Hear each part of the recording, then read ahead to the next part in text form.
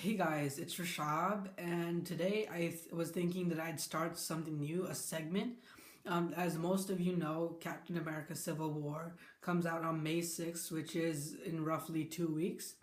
And so I was thinking that in honor of that, I'd review every single MCU movie to date up until the release of Captain America Civil War. So there are 12 movies so far, and it is, like I said, almost 14 days until Civil War comes out. So each day I'll be reviewing the MCU movies in order of release. Like for example, today I'll be reviewing Iron Man 1, tomorrow I'll review The Incredible Hulk, and so on, all the way down to Ant-Man, which is the most recent MCU movie. And leading up to and after that, obviously, I'll do my review of Civil War. So, yeah, like I said, in this video, I'll be reviewing Iron Man 1, which is the first movie in the MCU. And it was directed by Jon Favreau. It stars Robert Downey Jr. as the title character, Gwyneth Paltrow, Terrence Howard, Jeff Bridges. Now, when I first saw Iron Man, I really didn't know much about comics or superheroes. In fact, I could say that easily that this was the movie that got me into superheroes and comics. So when I first saw the movie, I thought it was a bit too flashy and I didn't really like it that much. But after viewing it recently, I can say that it's easily in my top 3 favorite MCU movies of all time. So first of all, I really like Robert Downey Jr. as Iron Man. Like, I can't see anyone else playing Iron Man. He fits the persona of Tony Stark so well. It's that moment, like I said in my Deadpool review with Ryan Reynolds and Deadpool. It's where actor meets character and they just blend well together. And Iron Man was actually Robert Downey Jr.'s comeback performance, because before that he had a lot of problems, a lot of personal problems. So Iron Man was his comeback performance, and he killed it as Iron Man. I really loved him as Iron Man.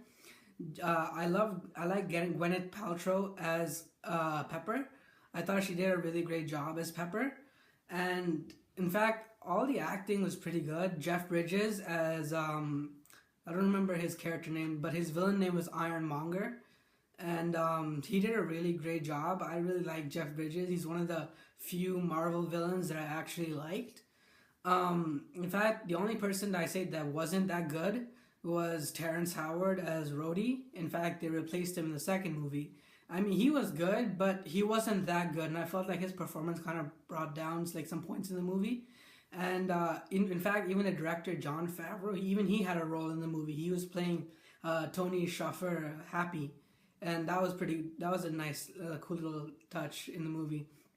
So what I really like about this movie is that it's like a reflective movie. So at the beginning of the movie, Tony Stark starts out as this typical billionaire who's just spending his money on casinos and all, and women, and he's just making a great living making weapons for the military.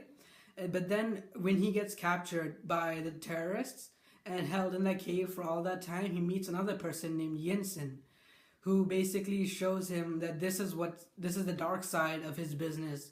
That even though he's making weapons to protect people from terrorists, terrorists are still getting a hold of weapons and using those weapons to terrorize other people. And the quote he uses when Tony Stark asks who all these people are, he uses, "These terrorists are your most loyal customers." And as you see, they've captured all these different Stark weapons, and that's how they've been controlling the area that they've been controlling and terrorizing other people. So Tony Stark basically gets a good look at both sides of his business. Yes, he's making weapons to protect people, but at the same time, those same weapons are being used to hurt other people. So that's when he gets like this, I guess, inner reflection moment where he realizes how badly he screwed up. So first of all, he decided that he's not going to die there because the terrorists want him to make one of his newest weapons, which is pretty destructive. But Tony decides to instead build a way out of the cave, and he ends up building a suit of armor with the help of Yinsen. So it's his first armor, and basically he was damaged in the terrorist attack where he was captured, so he has to make something to keep himself from dying. That's where he comes up with the arc reactor. So he builds this suit, and just so it looks like everything's going to plan, someone actually manages to figure out that they're not actually building a weapon and tries to confront them before they're ready. So Yinsen actually goes and sacrifices his life so that Tony could escape. So then after Tony returns, after blowing up all the weapons there and returning home, he decides to shut down the weapons part of his company. And he basically, Jeff Bridges' character, he says, "Look, you should lay low for a few days. This might be bad PR for our company, so just lay low and all." So Tony does, but at the same time, he decides that he's not just gonna let that terrorist thing be a one-time thing. So that's when he comes up with the Iron Man armor, and he starts creating all these different armors with the help of his AI Jarvis. And basically, this is like a story, like a story of redemption, where he starts off as a typical billionaire playboy person and then ends up being a hero, or trying to be a hero at least. So this movie, the plot was, in my opinion, one of the best we've had in the Marvel Cinematic Universe.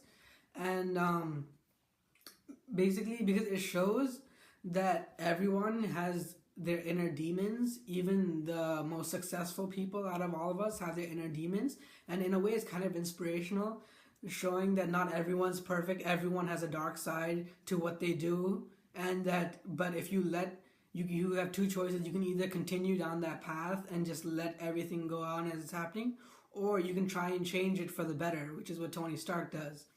And I like the fact that they incorporated S.H.I.E.L.D. into this in the form of Phil Coulson.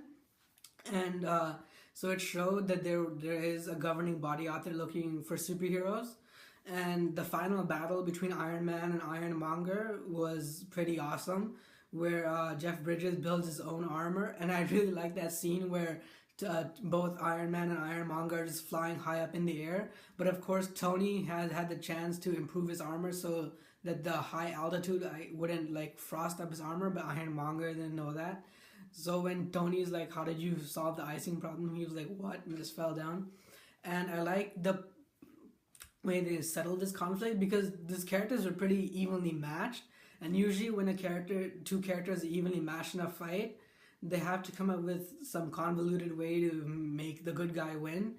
But in this one, they solved it, I guess, pretty in a smart way, because one of the things that Jeff Bridges wanted to do after he killed Tony was use the arc reactor technology to create more super weapons, as he called it. And he was actually the one who hired the terrorists to kidnap Tony in the first place.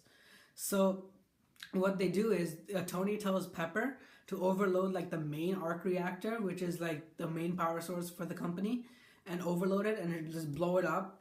So that way, even if Tony dies, Jeff Bridges won't be able to utilize that technology for his own personal gain. And that's what they do, and that's actually how they beat Jeff Bridges, because Jeff Bridges was about to kill Tony, but the arc reactor saved him in the nick of time. So then at the end, Tony's holding a press conference, and Pepper and all are like, "We can't let the world know you're Iron Man," and just say all these words and all these lines, all these cue cards that they came up with him, so that they don't know, the world doesn't know he's Iron Man.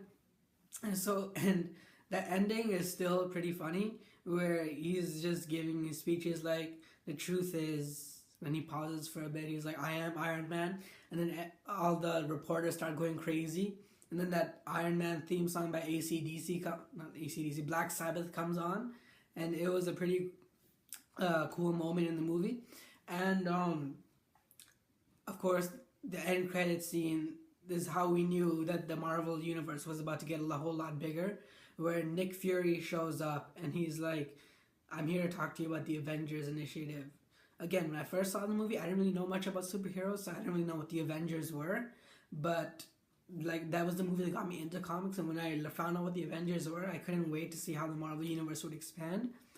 So those were the pros of the movie, but like all movies, this is not perfect. So I say the cons of this movie. First of all, Terrence Howard, as I stated earlier, he was the only person who I really didn't like in the movie, and I'm actually glad they replaced him with Don Cheadle in Iron Man 2 and 3. I didn't, some of the Jeff Bridges' character's motives were a bit cliche, like he just wanted to kill Tony so he could take full control of the company. even though he technically did, because Tony was just alcoholic, just spending his money all around, not giving a care about anything. So he technically already had control in a way. It was kind of like how in Batman Begins that the guy CEO of the company didn't want Bruce Wayne to take over the company. So it's the same, something like that, similar. So it was a bit cliche. Um, Other than that, I really can't see any flaws in this movie.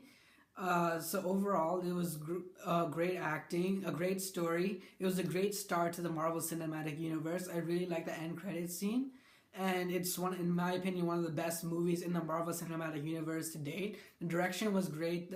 There's plot, everything.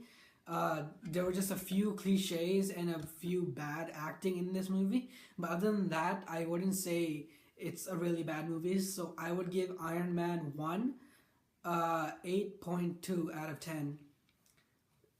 So yeah, that's my review of Iron Man 1, and like I said, this will be a segment. So tomorrow I'll be reviewing The Incredible Hulk, which is the Edward Norton Hulk movie, and I'll be doing this every day until the release of Captain America Civil War. So that's my review of Iron Man 1. So what did you think of the movie? Whatever you thought, just comment below to share your thoughts. And as always, if you want to see more, just subscribe and like and share this movie, and I'll see you in the next one.